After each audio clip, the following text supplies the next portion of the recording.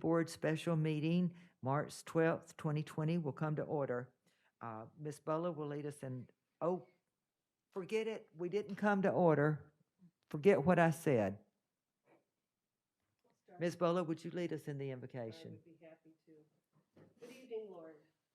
Thank you for bringing us together this evening. We pray for your blessing on all who are concerned for their health and that of their loved ones.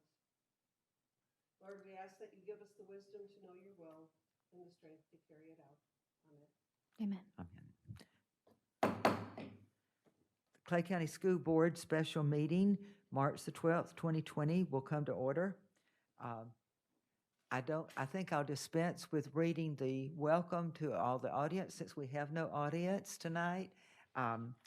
The first item on the agenda is a public hearing to approve as advertised the revisions to School Board of Clay County Policy 6GX-10-1.03B, the Superintendent of Schools, salary of the superintendent. I'll open the public hearing. Is there anyone who wishes to address this? If not, I will close the public hearing and bring it back to the board. I'll entertain a motion. I'll move approval.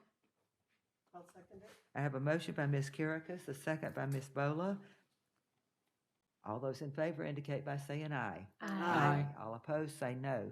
Motion carries 5-0.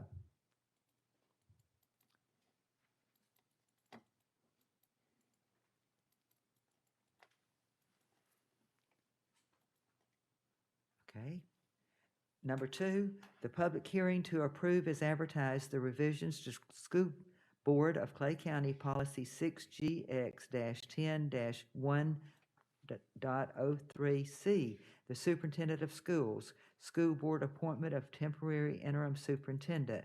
I'll open the public hearing. Is there anyone here who wishes to address this item? If not, I'll close the public hearing and bring it back to the board. I'll entertain a motion. I'll move approval. Second. I have a motion by Ms. Kirikas, a second by Ms. Bullock. Any discussion? All those in favor indicate by saying aye. Aye. All opposed say no. Motion carries 5-0.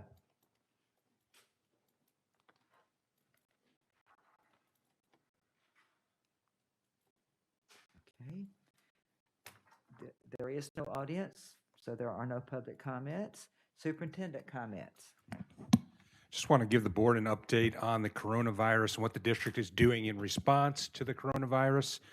This morning, we took the coronavirus task force that we established about a week ago of key members of our team to discuss all possible things that we can do in a proactive type of way.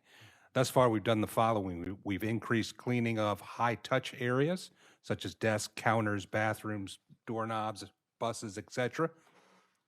We prepared a rapid response team. In fact, I just made a call prior to this to ensure that the rapid response team is ready to ensue at any moment if the need occurs. We've increased the purchase of supplies that we believe could be a supply interruption because of people wanting various supplies, such as cleaning supplies. I sent out an additional communication to all principals requiring them to have an additional training with custodial staff. I think sometimes a review of proper procedures is in place and is appropriate with our custodial staff. I know that they do a great job, but everybody always needs a little reminder, especially in times like this. As far as student attendance goes, we want to remind parents, if your child's sick, please keep them at home. We don't want anybody else to get sick. We have normal attendance policies in effect currently. We're going to monitor the situation and make changes as situations dictate. As far as travel goes, we've worked on a wide, diverse group of situations involving travel that was already planned. We basically said there will be no new travel from the Clay County School District, in-state, out-of-state, country, no new travel at this point will be issued. Travel that's already on the books, we worked with various tour groups, groups of parents, et cetera, to cancel those also. As you can imagine, these kinds of situations are very challenging when it comes to those situations. I think the health of individuals has to take precedence in that type of scenario.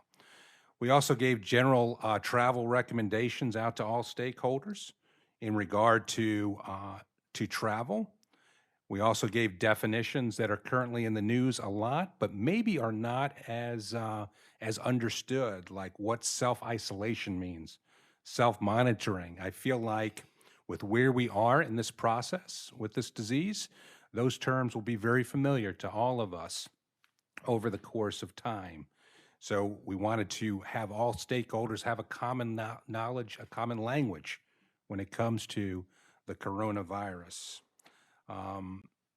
We also, at spring break comes along, we also said that travel to areas, while the president put a ban on certain areas, I recognize that, travel to certain areas is just not advisable. And one should consider that, because if you traveled from an area that's a level 3 area, you're going to be self-isolation for 14 days as a result of that. All of these things are very challenging. I am sure there'll be challenging days ahead. I have little doubt that based on the current situation, that there'll be a reported case in Clay County at some point. It just makes sense based on the increased testing as well as our current situation.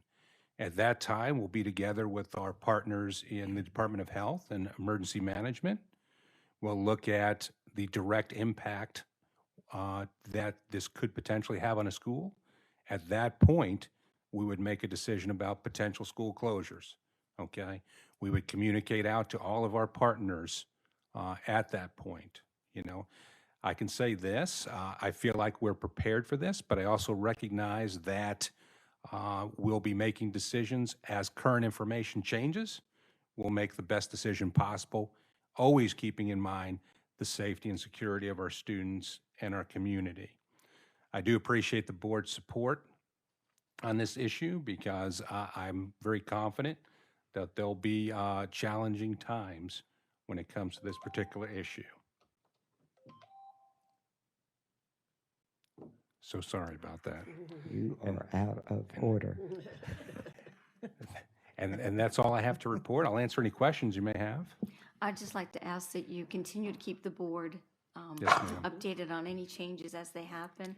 You know, we're getting calls. I got 3 today. Yep. So it's helpful for us to know and be able to answer those questions. And there'll be a lot of those, I'm going to call it a one-off situation. Like, for example, I get a call that says, person traveling for a death of a family member to the United Kingdom.